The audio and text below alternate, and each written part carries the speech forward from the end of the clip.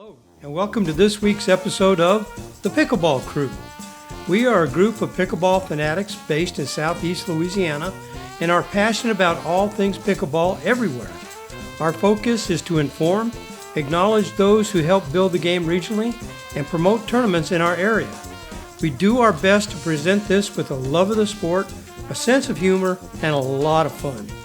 So join Vicki Wynn, Ken Wynn, Jeff Fuchsia, and me, Bud Klein, in our latest episode. We are glad you are along for the ride. In this episode, Ken starts us off with his review and updates of local tournaments. The crew will then dive into a discussion and ask, how do you stack up against the USA Pickleball official ratings? Jeff shares with us one of his Burrs Under My Saddle, and Vicki will finish off the episode with her weekly shoutouts. So stay tuned, this should be another great episode. Hello, everyone, and welcome to the 27th episode of the Pickleball Crew. And now to start us off is Ken and his review of local and regional tournaments. Hot off the press, it's time for Ken's review of local tournaments. Great, thanks, Bud. Let's start off with December 2023. December 1st through 3rd is the Boys Ranch Christmas Classic. At the time of this recording, I think they're full at this point, but it's going to be at the Fritchie Park Gym in Slidell. So if you're available that weekend, come on out, watch the players play. There's going to be a bake sale, and just come out and mingle with everybody. It's going to be 8 indoor courts. It should be a fun weekend, and so we look forward to seeing you out there. It's for a great cause. The next weekend, December 9th, 10th, is the second annual YMCA Pickleball Invitational. This is the Dr. Lydia Lewis Pickleball Tournament. It's in Zachary, Louisiana at the YMCA. Go to pickleballbrackets.com. Registration is open until November 27th. There's still a lot of availability, so if you're looking forward to playing on some nice courts, and it's always a good time. Last year they had a great time, and it should be the same this year. Let's see, December 15th through the 17th, this is going to be at Greenwood in Baker, Louisiana. It's called the Pickle Jazz Pickleball Tournament. We'll put the URL at the bottom of the screen. It's $35 for 2 events. And again, it's the Pickle Jazz Pickleball Tournament. Going to 2024, I had talked about tournaments at Oak Knoll Country Club. I'm still in contact with them.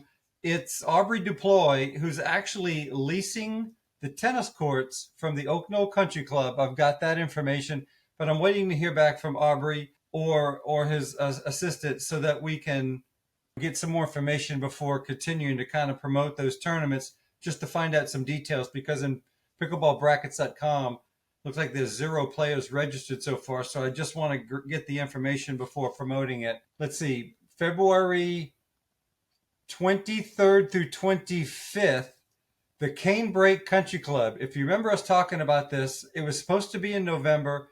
They've moved it to mid-February. This is going to be in Hattiesburg at the Canebrake Country Club.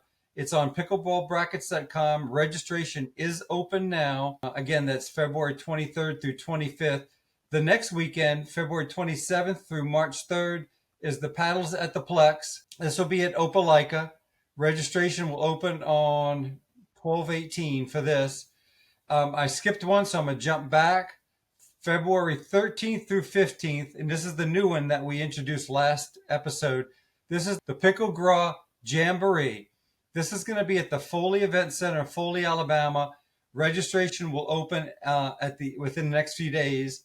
Pickleballbrackets.com. Scott Korth is the tournament director, and that's a great venue to play indoors, especially in mid-February. So the Pickleball Jamboree at the Foley Event Center. Going to March 22nd through 24th is the Pickle in the Dell. This will be at Crossgates. We do not have registration information as of yet. I hope to get it soon, but that'll be in Slidell, Louisiana. The following weekend, March 29th and 30th, is the Alabama Open in Clay, Alabama. That's always a good time. We've played in that tournament multiple years and had a great time. Very competitive, too. Very, very competitive. Going to April 12th through 14th. This is in Hattiesburg, Mississippi. This is Marlena Martis. She's going to be running this tournament.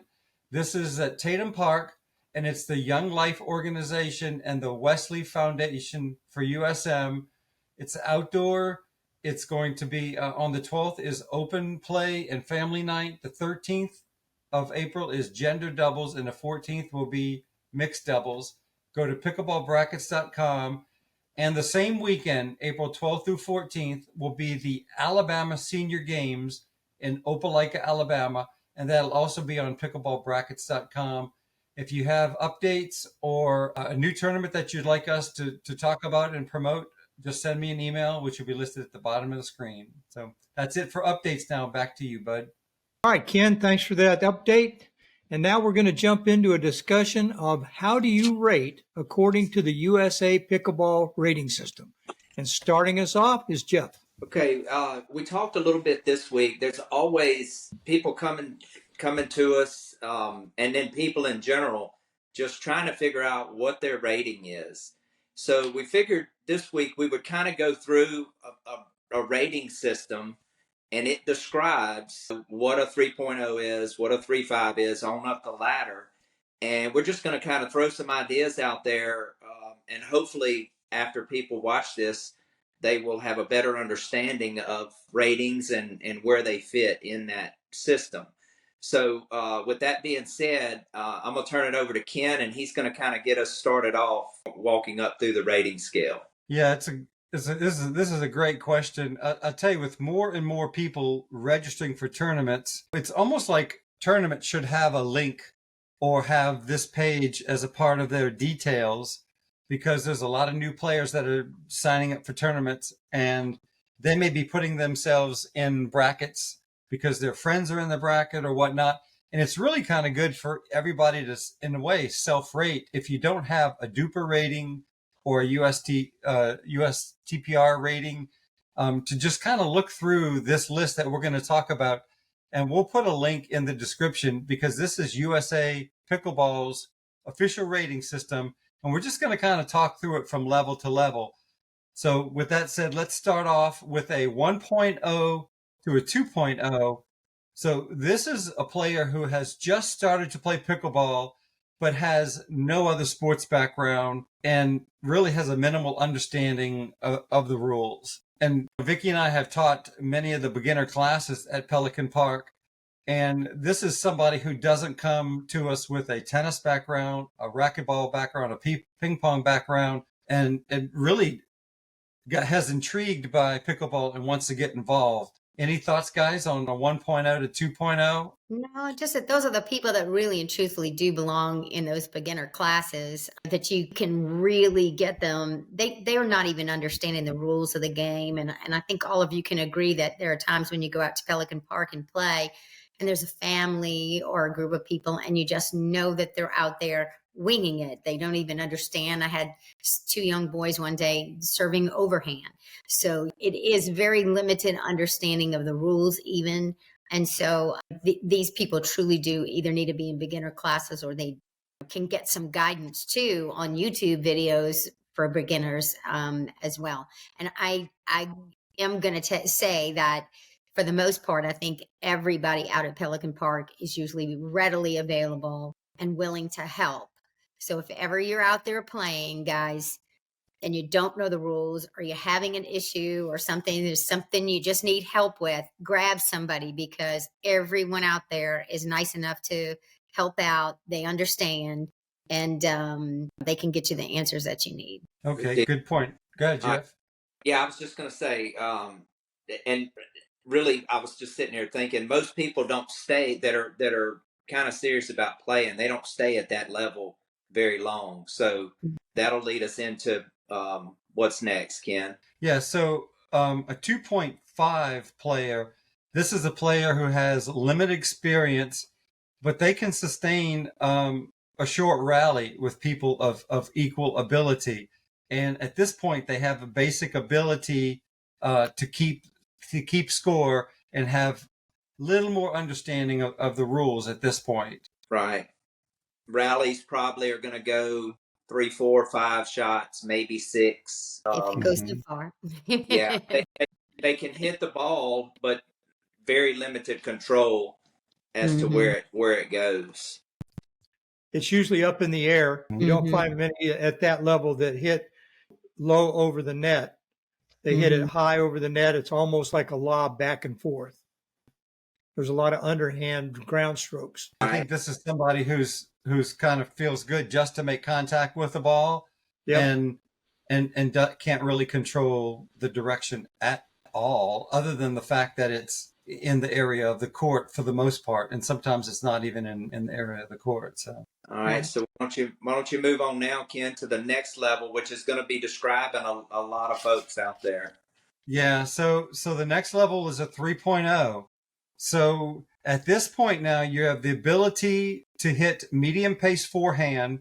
You basically avoid your backhand, but you kind of still lack directional intent and consistency. You're also able to hit a medium pace serve or return a serve, but again, you lack direction, you lack intent, and you lack consistency. You're able to hit medium pace, you're not able to consistently sustain a dink rally. So that soft game is really not quite in your vocabulary. You may have seen people hit the softer shot, but you're not able to get into a dink rally with anyone. It hits a medium pace third shot and volley with little direction and consistency. Now, at this point, you're starting to understand some of the basic or the fundamental strategies, and you're starting to learn court positioning. So where to go on a court. The second it's somebody's switching serves, to move back, to move forward. And finally, the fundamental rules, and you can keep score. And you're now maybe even getting into your first tournaments at this point. And I like the fact that it does bring out as well the lack of depth, because that becomes a whole nother thing, that whether the serve or the return of serve, which is one of the things you truly want, but they're unable to sustain or to gain that depth of play that higher level players can. Yeah, I mean, 3-0, that was where, since I came from a tennis background, 3-0 was really where we felt comfortable first rating ourselves. And really, we started playing regularly in the August-September timeframe of 2019. And we signed up for our first tournament, which was Pickle in the Dell, in January of 2020. And so that's where we were. We were really kind of kept the ball in play, limited number of times in a rally, but we had no soft game. If someone hit a soft shot, we didn't know what to do. And that's where that's one of your biggest group of people who they're excited about pickleball. They're able to keep the ball a little bit in play, and they're ready to sign up for tournaments. So that's the big bulk of the people who are signing up for your local Pelican Park and other tournaments in the area. No doubt. You reminded me, Ken, change of pace really gives people trouble there. When Right. They're trying to reset a ball that's coming fast. If you watch that level of play, once the ball gets sped up, it usually keeps sped up until it goes in the net or out of bounds. Where in higher levels, sometimes you'll see bang, bang, bang, and then somebody will reset a low ball. I find a lot of the 3-0 players at some of the indoor places I play at, there's no resetting at all. I think at this point, people are excited about the game. They're having fun. They can serve, they can return a serve, and they're kind of getting the ball back and forth in the court. But against, as we'll see, a 3-5 or 4-0 player, they're really not in that league. Like Jeff said, to change the pace on a shot, or to know where to place the shot, or even be able to consistently place the shot, that makes it more difficult for their opponents to get to. They're just getting the ball over the net at this point consistently. So, yeah, I mean, I think this is sort of an exciting stage for people, that when they realize that there are tournaments that have brackets for 3-0s, and this is something they maybe didn't even consider, but now they can.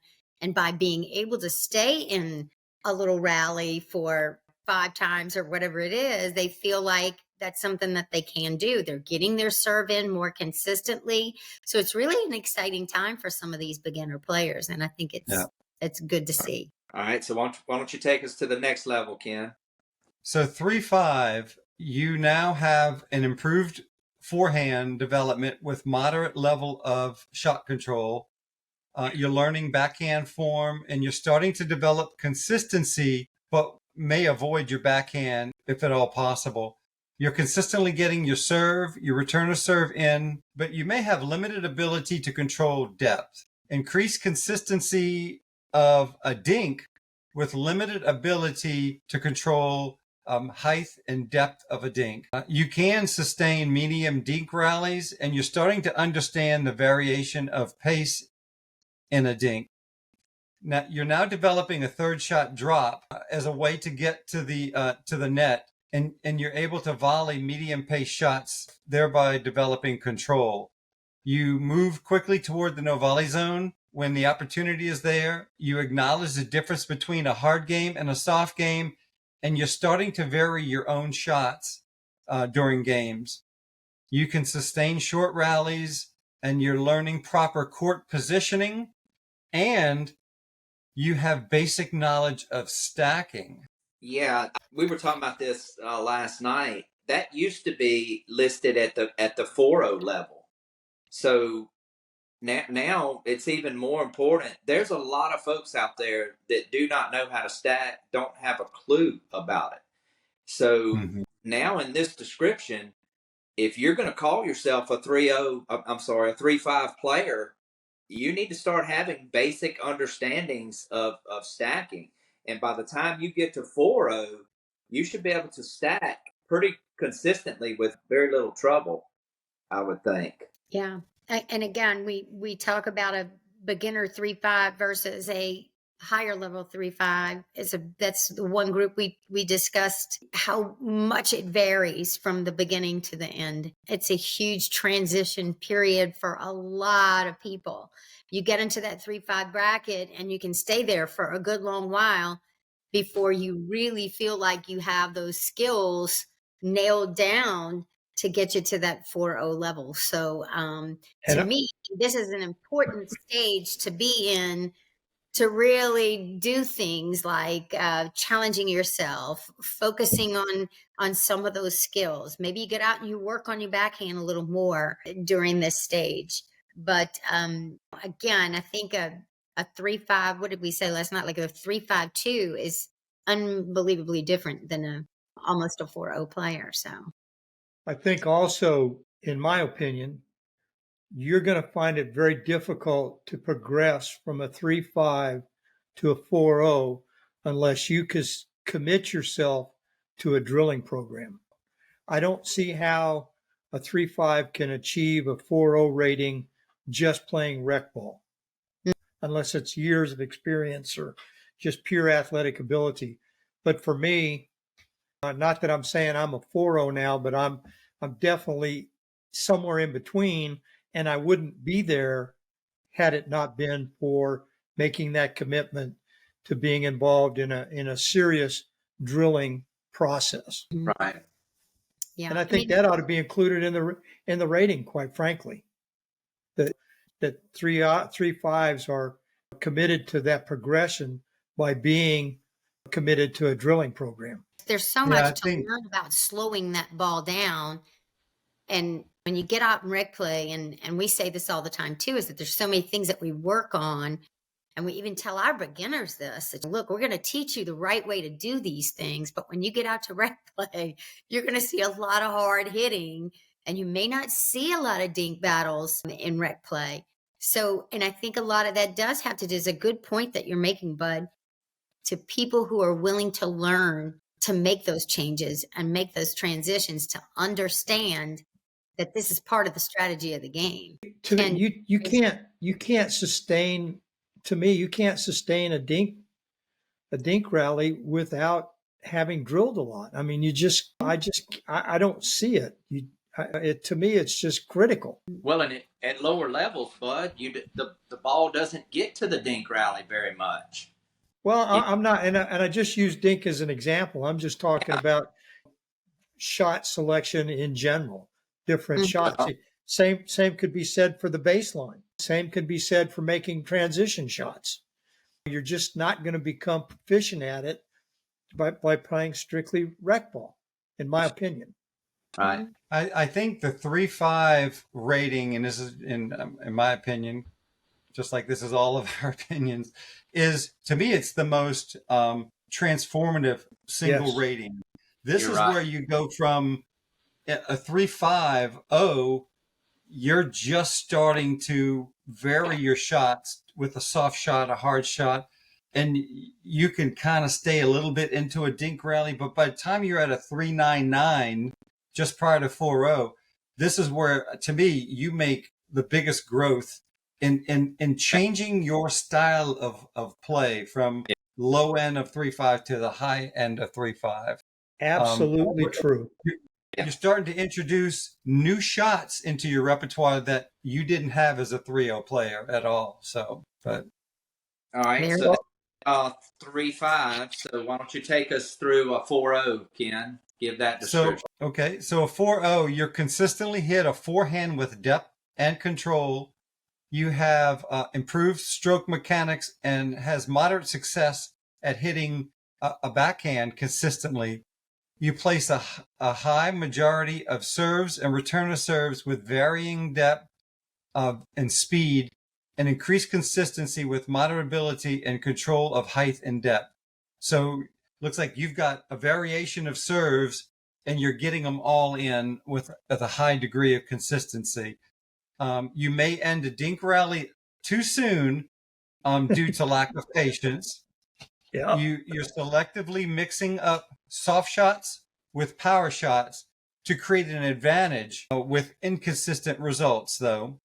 Your ability to volley a variety of shots at different speeds. You're starting to understand the block and reset volley at this point. You're aware of your partner's position on the court and you're able to move as a team. You demonstrate a broad knowledge of rules of the game. You have a moderate number of unforced errors per game, solid understanding of stacking, and you're beginning to identify opponents' weaknesses during the course of a game. All right. The first point I want to make here is if you think you're out there, if you're out there and you think you're a 4-0 player, I want to go back again. If you don't understand stacking by the guidelines set forth in describing, levels, you are not a 4-0 player. A 4-0 player is going to have those tools at his discretion to use. And we've talked in previous shows about how important stacking is as far as strategy is concerned. So that's the first point I want to make. Do y'all have any other points about what Ken just read off? One of the things I think is important, I think, especially on return of serve, when you talk about depth, I think you ought to be able to throw in there spin, either underspin or topspin. And really the same may be said even for serves. A good example is Ken. That topspin serve of yours is wicked. So to me, being able to master spin on a serve and return serve, and even to some extent dinking, putting a little spin on the ball when you're dinking, those are really important. Ground strokes, top spin ground strokes. Yeah. So I think developing the ability to control spin on shots is also an important part of being a higher level player. Yeah. Yeah, I agree. I also think that when you're in that 3-5 to 4 is when you start really recognizing also too compact swings. And we work on this in 4-0 drillers a lot. Compact, and that you have an area, you paddle out in front of you, and you're really battling this, especially so many tennis players, and I'm one of them.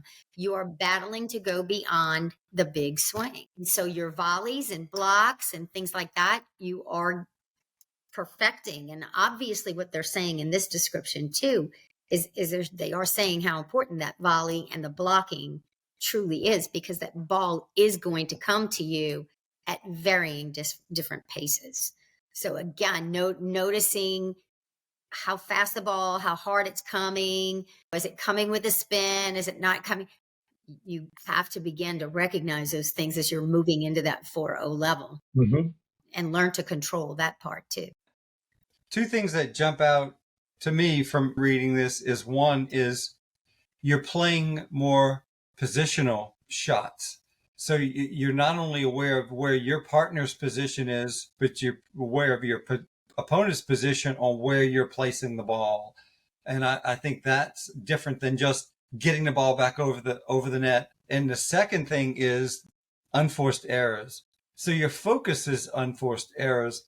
So instead of trying to put away a shot or trying to end a point a bit prematurely, you're more of a patient player. You're keeping the ball in play, and you're the importance of unforced errors. We know that 70% of points end on an unforced error, so you don't want to be the reason that point ends or rally ends. Yeah, that's a good point, Ken. As you go up in level, the points end generally with somebody getting a ball high and somebody hitting a winner as you move up in level. As you move down in level, it's more unforced errors into the net, hitting the ball out of bounds. And it goes back to your point, Vicki, on compact swing. As you start developing that compact swing, more and more control comes with that.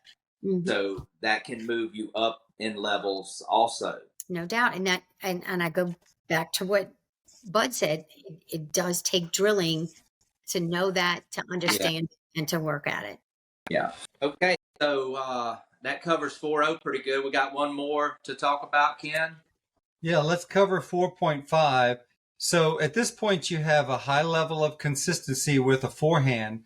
You use pace and depth, and you can direct a backhand with a varying degree, and you have varying degree of depth and pace with your backhand with good consistency. You serve with power, accuracy, and depth, and can vary the speed and the spin of a serve. Ability to place a dink with high success at changing shot types while playing both consistently and with offensive intent while dinking. Let's say you consistently execute effective third shot strategies that are not easily returned. You're able to block hard volleys directed at them and can consistently drop them into the no volley zone. You're comfortable hitting swinging volleys. You have good footwork, and you move laterally backward and forward well. You use weight transfer for more effective footwork and ability to change direction with ease. Very comfortable playing at the no volley zone. You communicate and move well with your partner, easily stack in court positioning, and a limited number of unforced errors. Anybody got any thoughts on that? Well, see, I think the key is consistency.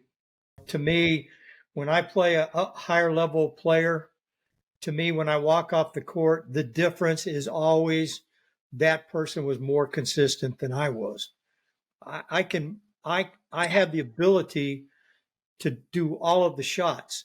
My problem is I just don't do it consistently. So that to me, that's the difference between me and you, Jeff, is that you're more consistent than I am. We on a shot level, I think I can make the same shots you make. You just make them more often than I do, and without the errors. Yeah, To me, Bud, that's the big difference. yeah, Bud. The other thing is that solid 4-5 player. You can attack him. You can hit it soft. You can do a lot of different stuff to them, and they're just going to keep getting that ball back. Yeah, so I'm saying they're consistent. And if you get it too high, they're going to attack it. Yep. They're going to get, and this goes to what we've talked about on previous shows. They're going to be in the right spot with their court positioning, and they're going to hit the correct shot 95% of the time. And when you're that kind of player with control, you can control a match against weaker players big time. Big time. No doubt. And I think that there's so much of what we're saying in this 4.0, 4.5, 5.0 levels that is to the 3.0 player. And even in the earlier stages of 3.5, there's so many concepts there that are just not there. They're hard to understand. They may not even recognize what you're saying and what the intention behind what you're saying is. And so Right. it takes a long time. And that's what people need to understand, is that it takes a long time to develop. And we talk about muscle memory. I talk a lot about brain memory and training your brain, training your muscles, but it's also training your eyes to understand what it is that you're seeing going on the other side. And I remember somebody telling me part of the jump, and it may have even been in our training, but part of the big jump that you make is when now you start to recognize, wow, I just paid attention to what they're doing, and I didn't have to pay as much attention to my own shot. And so you start to feel more and more and more comfortable as you're going on. And I think it's a development in your game. Now I understand more, I can see more, and so I'm able to control the ball more. I've worked hard enough to now I control it. I can put it where I want to put it, and put it at the speed that I want, the depth that I want. And that's where those players are hard to match with that, between being able to switch up between speeds and placement and spin, all those different things that they have at their disposal is what makes them great players. I think moving up to the 3-5 level, the emphasis is more on developing the shot. And from 3-5 on, it's being able to consistently perform those shots. To me, when you get to 3-5, you ought to have a good solid forehand, backhand volley, forehand, backhand ground stroke. You ought to be able to do all of those things. And at that point, you're more consistent. And you develop consistency with muscle memory and repetition and drilling. Another tip to look for, y'all, when we're talking about a solid 4-5 player, when that 4-5 player receives a ball and he's in the transition zone, and the other two players on the other side are at the net, that 4-5 player on up to 5-0, if it's a low ball coming at them, they are not going to fire that ball back at the other team most of the time. They're going to take that ball and they're going to reset it, and it's going to be soft, and it's going to be just over the net into the non-volley zone line, and that 4-5 player and his partner are going to move up to the net, and now all four players are at the net. At lower levels, and I challenge people to sit there and watch, not to put down on anybody, but if you're wanting to move up in level, you need to understand this concept. Watch lower level players in the transition zone when the other two players are at the net. A lot of times they're firing that ball, and if you hit it hard, it's fixing to come back at you harder than it left your paddle. Higher level players, the masters at doing this are Ben and Colin Johns. Even at the pro level, watch them when they serve the ball and start moving towards the net. Anything in the transition zone, 90-something% of the time, they're resetting it because they know that if they can get themselves to the net, now they're playing 50-50 pickleball. And if you want to focus on moving up in level, notice how many times you're able to transition from your serve up to the non-volley zone line. If you do that 20, say you serve 30 times in a match and you only get there 5 times, you just lost that match. Yeah. If you serve 30 times and you get there 23 to 25 of those times, I bet you're going to win that match. It's that important. No doubt. I agree. Yeah, those are all good points. Yep. All right, so Ken, we have went up through the levels. I think we're going to stay away from 5-0. It's pretty much a 4-5 player that has mastered and polished up all of the things that we just talked about.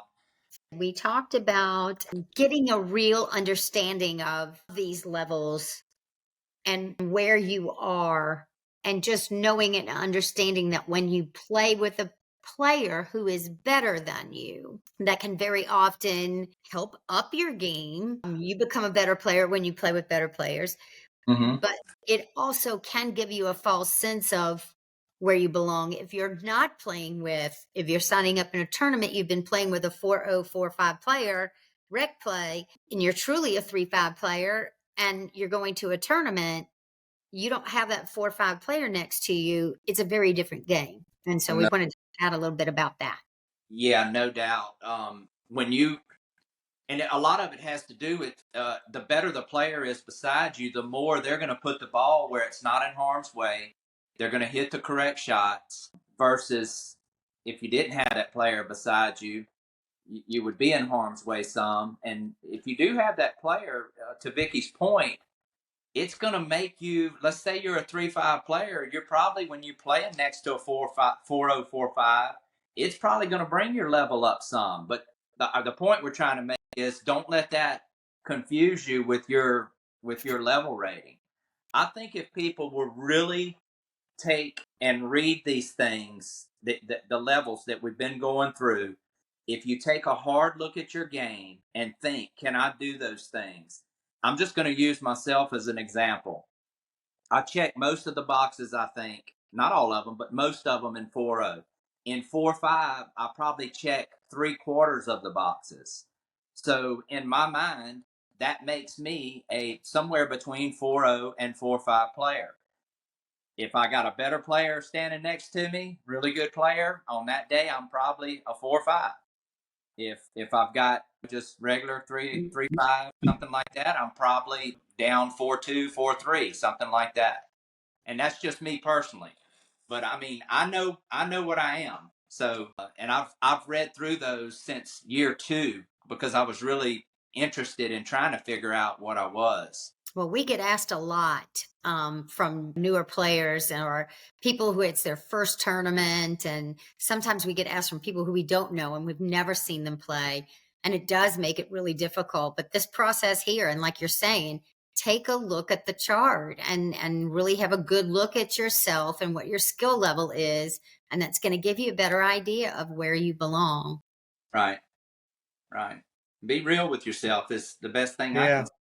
I Yeah. don't. I played in the Big Easy with Chase Rigdon, who is 5-0 plus player. Okay, and we played in the upper division. And look, he carried me a lot. I mean, I just tried to be as solid as I could beside him, but I don't want to delusion myself and think, oh, you're ready to go play in 5-0 tournaments, because that's just Right. not the case. So just kind of be real. I think if you be real with yourself, then you'll keep on. Okay, these are things that I need to work on to get there. Versus, I don't want to have an inflated view of myself, because then you think, hey, I got this. There's nothing to work on, and that's far from the case. Mhm. Always something to work on. No Jeff, doubt. Yeah. so you're absolutely right, and that to me is the hard part, is knowing what you are and being able to make the best of it, of what your skill level is. Right. I think it's as your skills improve and your ability to hit different shots improves. I think the flow of a higher level game works better for most Sure. players as they're playing better and better. Because then when we go back into it's, look, we mix it up with different people at Pelican Park, and sometimes you'll get into a game with people who are newer into the game, and the game just has a different pace to it than it does if Absolutely. you're playing a 4-0 or 4-5 match. So anyway, that's another topic, but that's something that we all owe pickleball.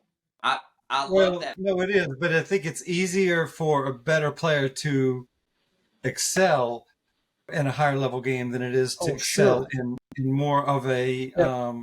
hard hitting game. Well, Ken, to piggyback on that point, if you got 3, say, higher level players, I'm gonna use myself as an example again. When I started moving up, trying to play with those people, because everybody wants to move up and play with the highest level they can. If you're that weakest player on the court, my best advice to you is don't try to do too much. Just Exactly. stay Mm-hmm. Exactly. consistent and keep the ball in play, because that's what those higher level players are going to do.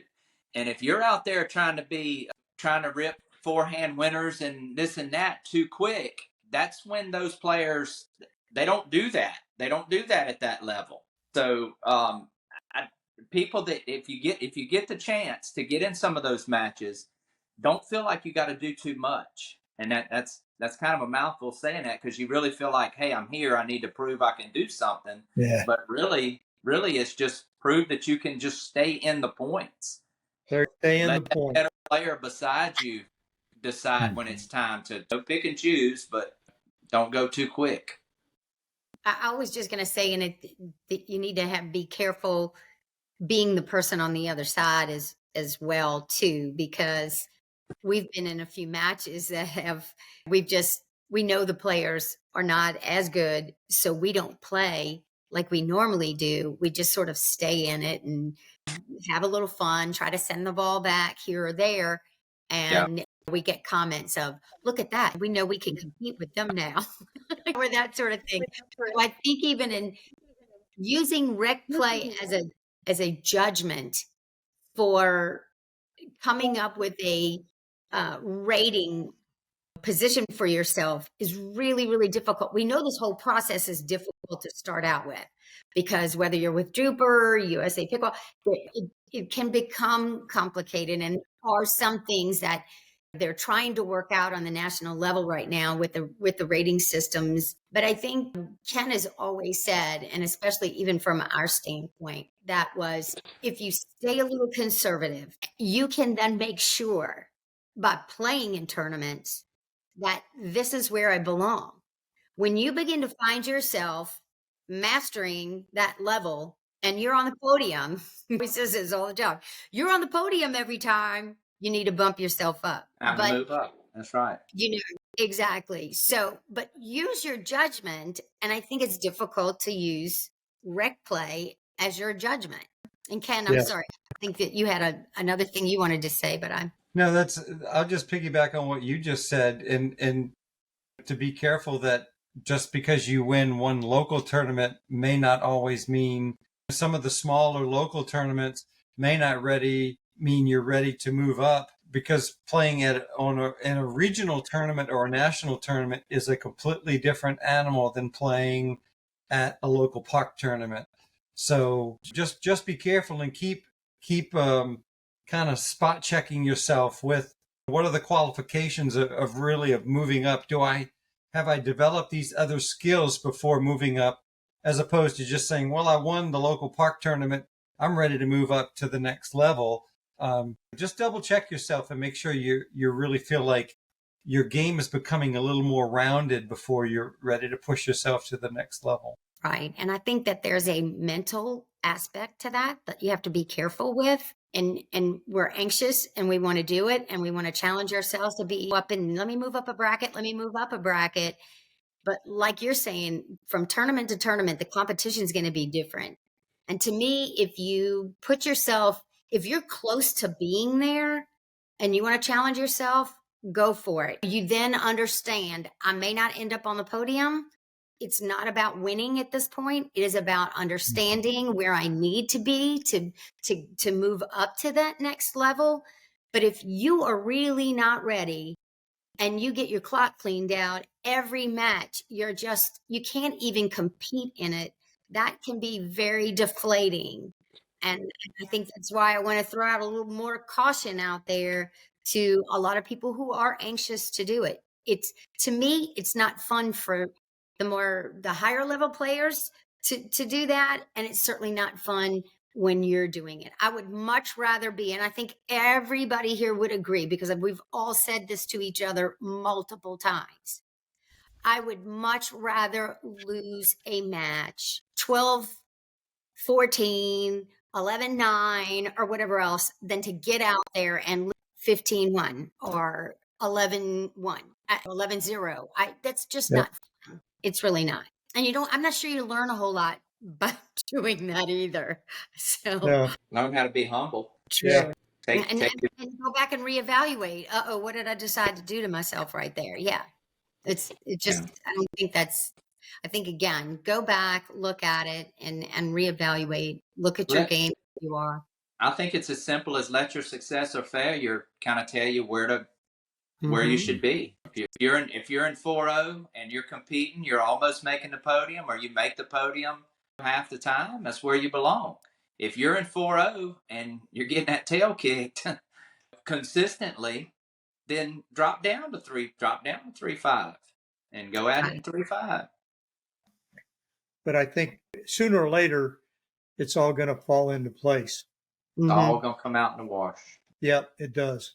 That's what we say in the country, Ken.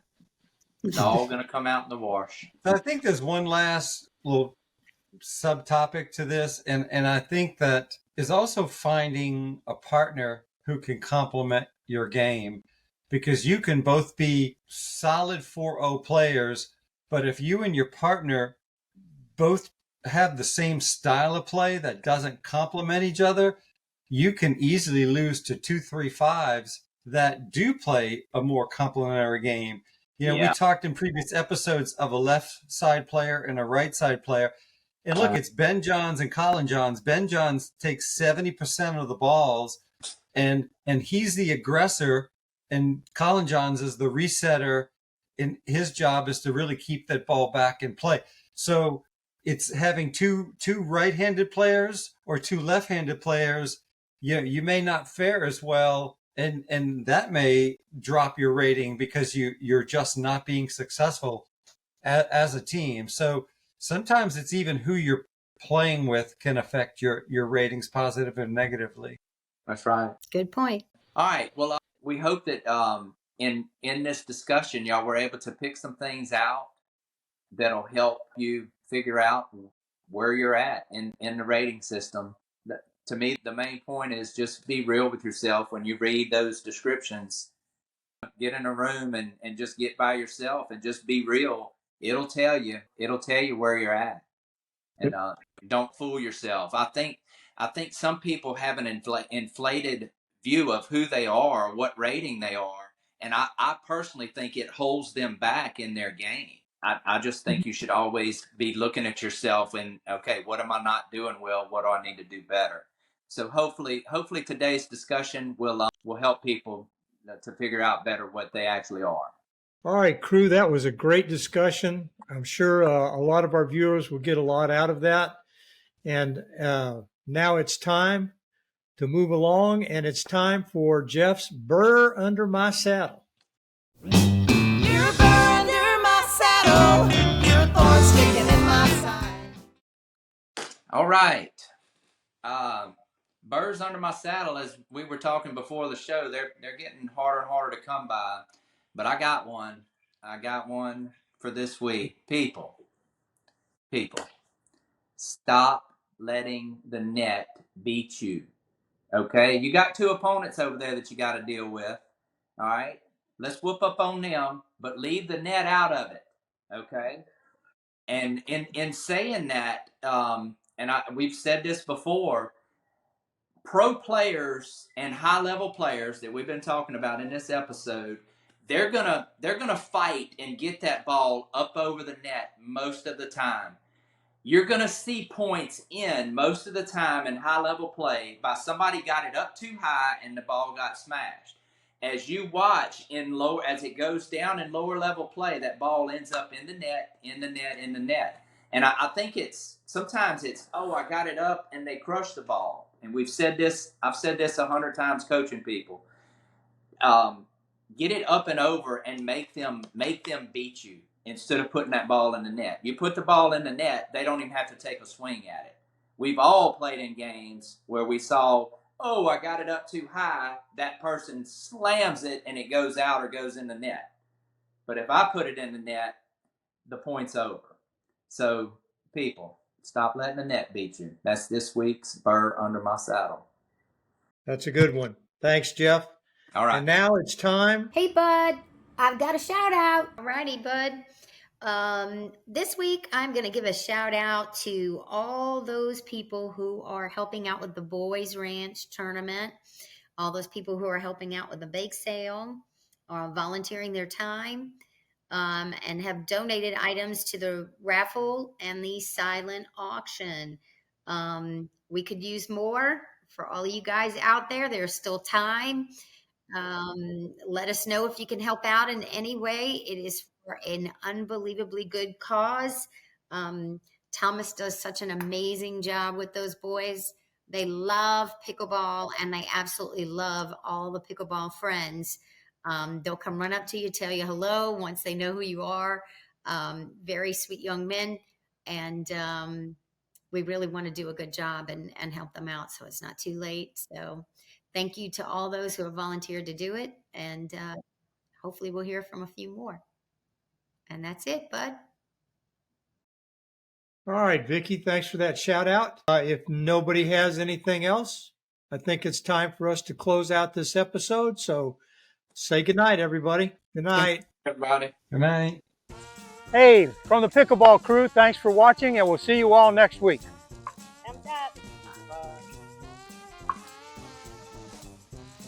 Well, that's it for this episode. We hope you enjoyed it. Be sure to leave any comments, and please like and subscribe to our channel. Thanks again, and see you next week.